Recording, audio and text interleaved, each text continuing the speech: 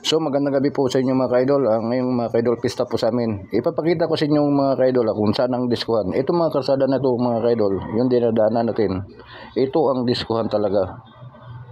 Masikip mga ka-idol, pero square to mga ka-idol, no? Dahil sa loob ng squatter po ito, buong barangay po. May mga baffles po yan sa mga kanto-kanto. So itong dinadaanan natin, ito yung diskuhan. Pero hindi pa nag-umpisa po ito dahil alas 7 pa po ng gabi. Mag-umpisa to mga 10 po.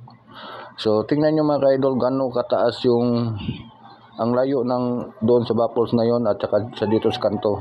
Nagpa-L to mga ka-idol, nag-square po talaga to. Buong barangay po ito mga ka-idol. So bawat kanto po mayroon pong sound system diyan. Ayun mga ang laki nito mga ka-idol ng diskuhan dito. So wala kasi sa complex to. Ganito talaga basta magpista dito mga ka-idol.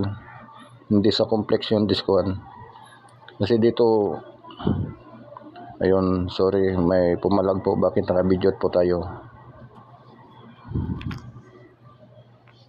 So ayan, nakita nyo mga ka-idol.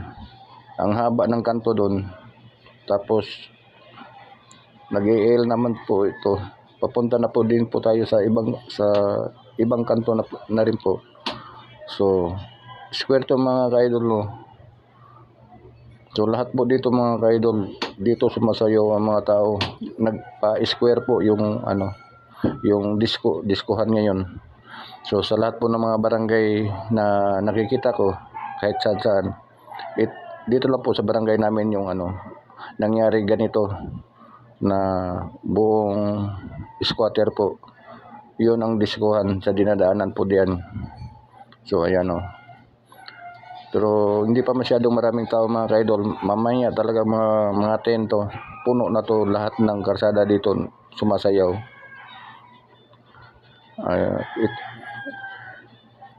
Ganito talaga basta magpista dito sa amin mga ka-idol eh.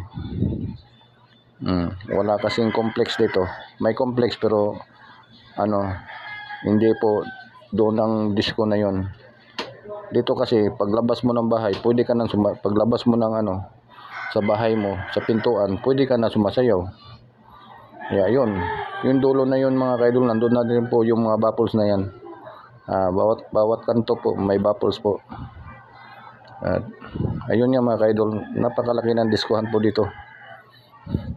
So dito lang po yan sa loob po sa Abiliana po. To parang 3 barangay po ito mga ka-idol ang disco mamaya. Ayan, nandun na po sa dulo. Nakita nyo yung ilaw-ilaw na yan, yung baffles na rin yan. So ang taas.